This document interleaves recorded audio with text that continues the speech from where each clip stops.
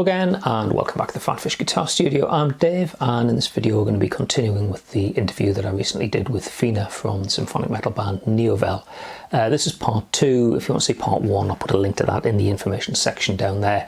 It was intended to be a single video interview, but we ended up talking quite a lot and it just kind of made sense to split it over a number of videos to keep things manageable. So that's the introduction out of the way. Let's get back into the interview. That's probably a good point to take a bit of a deeper dive in. What is the creative process for taking something from an idea to this final thing that we get on the CD? How do you work, particularly with having the guest musicians augmenting yourself and Simon? Yeah, so there's two creative processes. It depends on who the writer is. If you go through the album, everywhere where it says Simon as only composer, very often he will just spring these on me. Okay. Finished, yeah. Right? He will he will ask if I want to come. When I was still working, I was going to the office every Wednesday, and he would ask hey, do you want to stop by on your way back and I'll buy you dinner? Or I'll make you dinner. Yeah. And I would stop by on the way back and he would make me dinner, and then he would be like, well, now that you're here, now that I have you, could you do me demo vocals? Right? So often he would spring on me fully formed. I think that is true for 90% of the songs where I don't have any writing credit whatsoever. 90% of those I got 80% done, kind of composition wise, and maybe there's a little bit that we still did with the last chorus or something, but that's the process. And then he will basically he will have done the demo vocals himself, and then we will record the demo vocals in my voice badly, but they're there. Yeah. And then that's what we take to the studio. And then after that, we see what else we need. For the stuff where we both have writing credit or where I am the main writer, it is usually that Simon can kind of transform any lyric that you give him into a melody. You could just put him a text sheet in front of him, and he would literally sit at the piano and play something out, and in front of your eyes, make it into some sort of song, especially if it has kind of a song structure.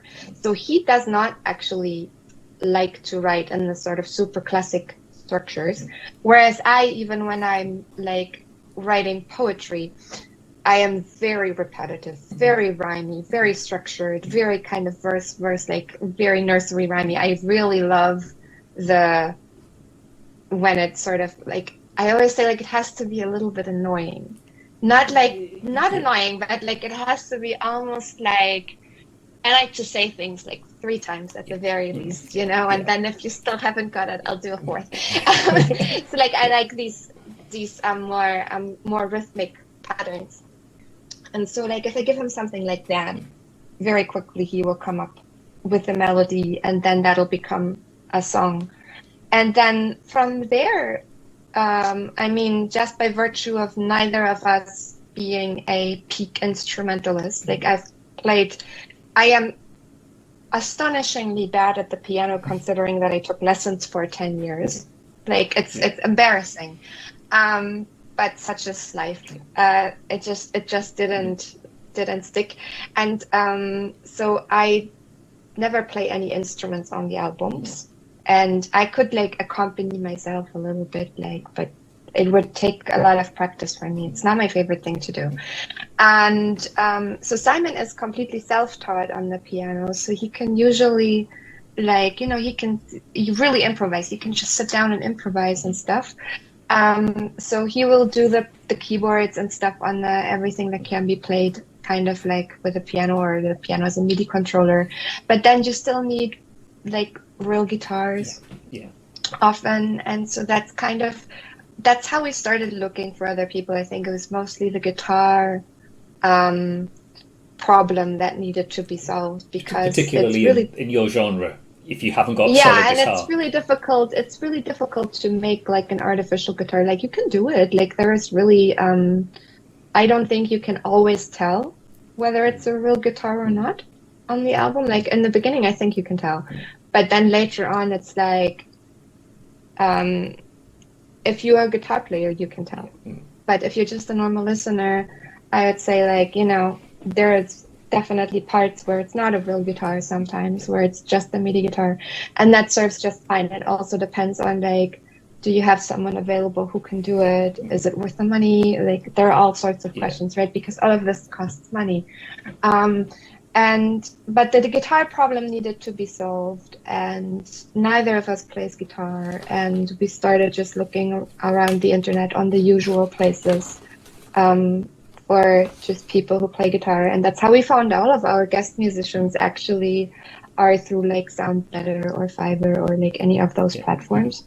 And we have worked, if you go through the list, like you can see there are like 5 or 6 or 7 guitarists over the years. There are recurring ones that are particularly reliable that we now work with almost exclusively. The same for the singers. There are singers who have more than one or very regular, like Hannah Bullock, the soprano, has a very regular credit. Nassim Arastapur is her last name. Very fantastic vocalist, regular credit. Nicole Jascott, fantastic vocalist. Like Nefeli is our newest addition to the roster. Beauty and candor, your hearts respond. Accept this bond where fact and fiction meander. Reach the circle and beyond. All you can do is listen. Yes, you have missed this for a while. Look around, share a smile. It's a beautiful night. Now you know where dreams come from. Take it all in through a single song. We were never strangers, we are one. We were never strangers, we are one.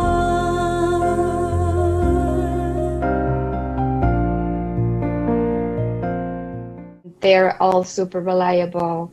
So we like to work with them again and again and again.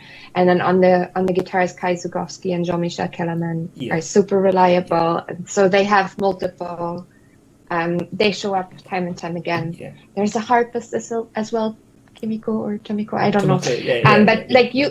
But you will see in the credits, everyone who has more than one credit usually very reliable personality. And and so like now we have a good roster of people that we would reach out to for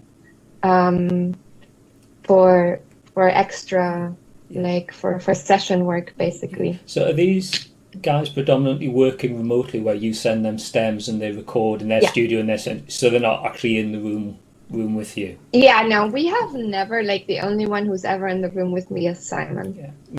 And sometimes not even that.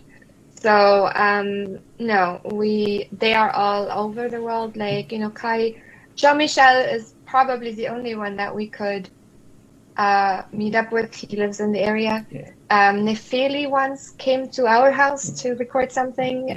But other than that, like Nassim lives in California, Nicole lives in Toronto, Hannah lives in Colorado, I think.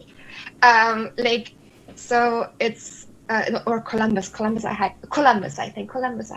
Oh, I've got another interviewee that I had on this channel who also comes from Columbus, Ohio. It's a small world. So she has a singing studio there, and Kai lives in Warsaw. So also, like, none of these are close. Like all of them, it's a serious drive. So while we would seriously, like, I recently met up with Nicole in London, for example. So if the opportunity arises that you happen to be in the same area or something, we would meet up just to kind of say hello. But other than that, no, it's all over email, basically. That's Email and Google Drive Yeah, or yeah. Because I could, the main. yeah, because I could sort of understand, because I've worked with remote drummers before. That's like the limit I've done on remote recording, and I get the idea of how you could convey this the idea of a song where you've got a rough demo, like scratch mix and the sort of thing. Well, what I thought must be quite challenging, where you haven't actually got people in the room, how you get the sound, because you've got, particularly on the more recent albums, you've got a very big sonic spectrum, and how you get someone, I want you to, here's a guitar part, but this is the sound that I need because I'm going to have a harpist coming in who's taking up this part of the sonic spectrum, and I mean, how that you would actually be a do good that. question. That would be a good question for Simon. So I don't know. I know what he does with the singers. Yeah.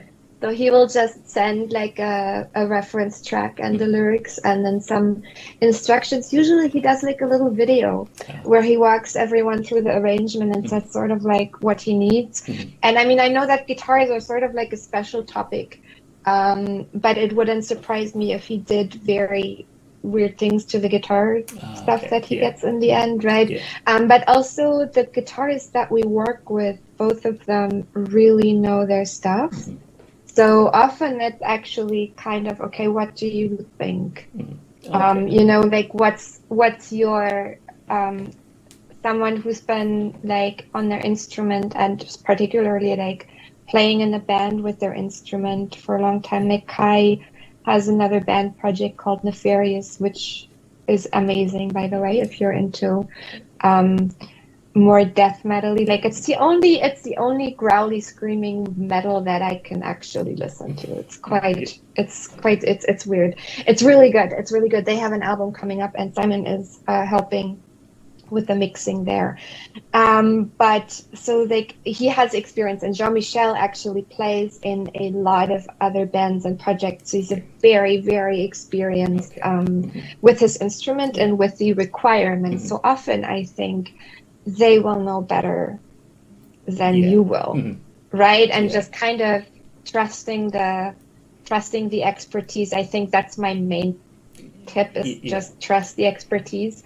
And most often that'll bring something really interesting to the table, and you can still go like, hey, I need a revision on that. This doesn't work.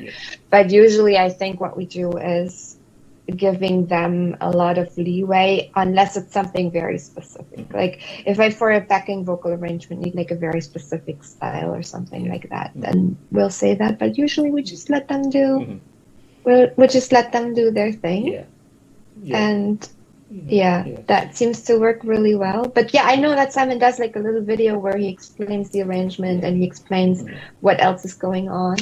And he doesn't send things out before the arrangement isn't like nearly finished.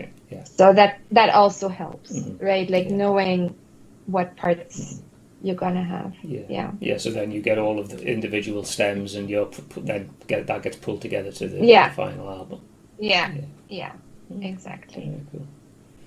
That's what it's like. And of course every album that you've done has been followed up with the CD release, which I think is great, because I like the idea of here's a physical thing. I can look at the cover. Oh, did you? I can look. I have props. I can look at the booklet. I can see the track listing and all of that. I like the physical thing. Plus you get like the little handwritten note, which I think is nice.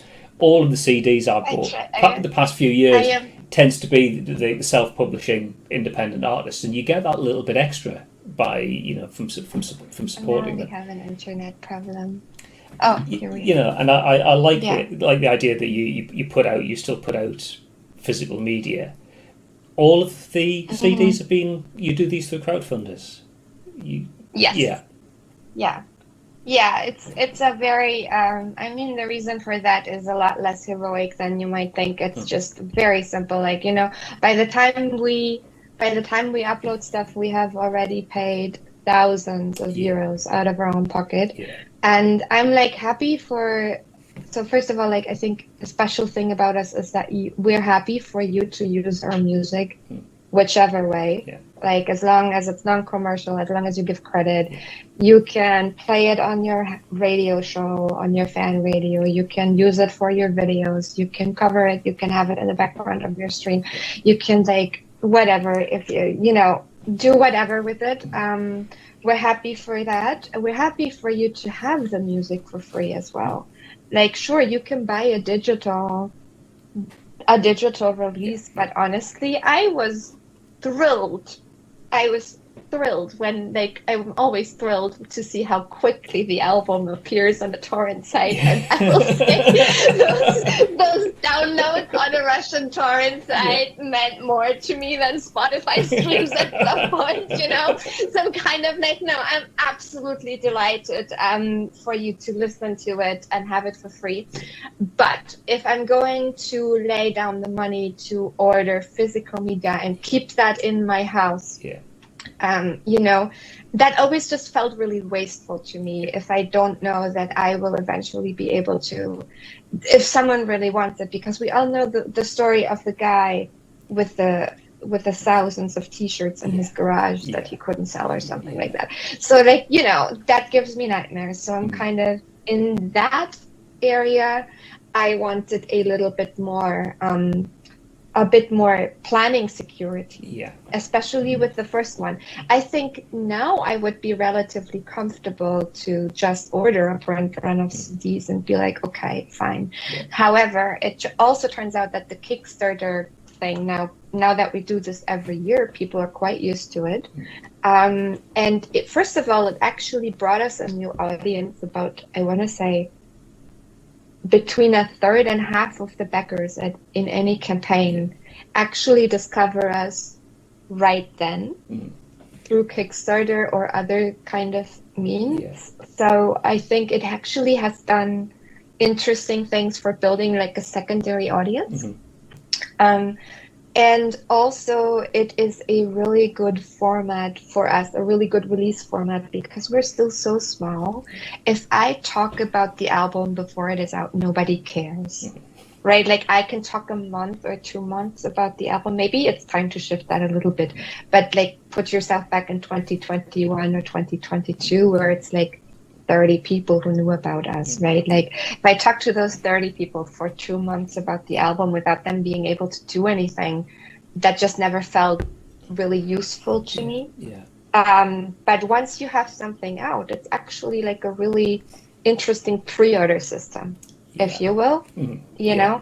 And we like to have the album out because I don't particularly like to buy the cat in the bag, and I don't know that as a small band we have the reputation yet that, I mean, again, now that we're on our 5th album and we've had people who bought like all of our albums, like about half of the people who buy an album for us at any given time will buy the next one, like, more than half of the people. So we have people who have literally bought like every single one, like, separately, basically. Right now, you can always buy the 4 CD deal or whatever, because I like this idea of any time you discover us, you can just complete your collection outright, and you can get just everything outright in an easy way.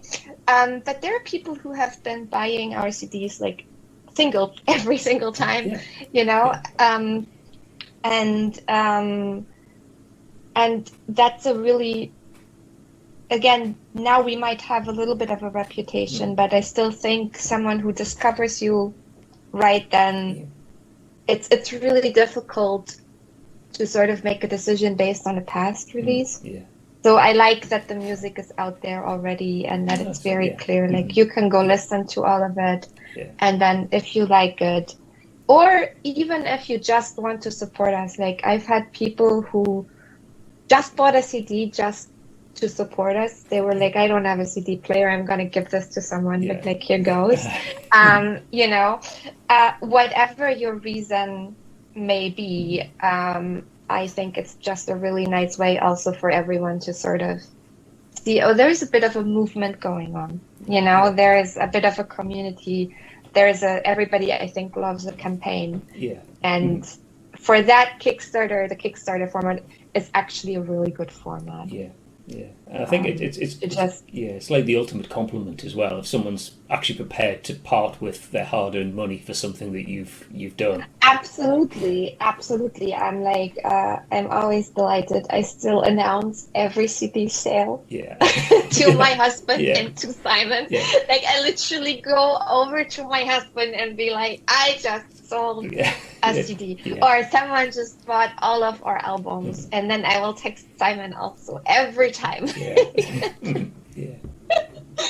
So no, it's still super special, and yeah, but also I think it is something very human. It's we do actually, I think, really appreciate having like a physical thing, and for music, CDs and vinyl at some point just happen to be like the collectibles that people are most interested in. Yeah. Actually, like I think we did a T-shirt this last Kickstarter campaign, and that was well received. But if I was gonna like give an advice to like a starting museum, like CDs, just do the CDs, that's a really good item, and people really like it. And there's also an opportunity to put some extra bits in there. You know, like you have the booklet, you have the photos, you have something. Yeah. I mean, speaking of the T-shirt, I have to say it's the highest quality band T-shirt I've had in a very long time. I think I've had we tried really hard. 3 came in the space of about a month from different places. Yeah. One of them, the pattern started to come off. Yours, it's absolutely brilliant. The quality is absolutely spot on. So the reason why we only did it for the Kickstarter is actually because I was like, I have to be able to work with a local printer. So like the guy who does our art, his name is Johnny. He does all of our art and all of our design. He's fantastic, and he knows every print shop in the area, and obviously then has a friend whose name is Alex, who has a fantastic print shop. And I was like, if I cannot do it at Alex's place, then I'm not doing it. And kind of, doing like just singles in between. Like I looked into all of the other things, like the print on demand thing and so forth. And it just wasn't like, I was like, it just doesn't, like the quality price relation, I cannot make this work, right? Because in order to make it work, I have to have quite a reasonable markup. And then it's like Alex's t-shirts are the same price that I can get if I buy singles off of a print-on-demand site, but it's much better quality. And also if I need something special, or if I need like an extra one or something, I can always get that back, which I cannot get if I order it somewhere online. I'm not sure like that you can get the same quality color or whatever, things change. And also then again, he knows all of his suppliers and all of his manufacturers. So that's why the super high quality t-shirt. I don't think we're at the end of our t-shirt line yet. Like I think I would, I like the fit of this, but I also kind of like a baggier kind of softer fit. So I think we might try like a different model at some point, and that's just because the sensibilities are quite like, people are so particular about their shirts. Yeah. Right? But still having a good quality, I was like, literally had one made a year ago and washed it 50 times. Right? Like, so yeah, that was exciting actually. Yeah, if anybody wants a t-shirt, I still have some. I ordered there, so like treat yourself. So going on with the Kickstarters, you've obviously done the 4 albums. You are working on album number 5. Are we on schedule for your album your annual album day in the Kickstarter? So the release, the year in the life of Niovel basically is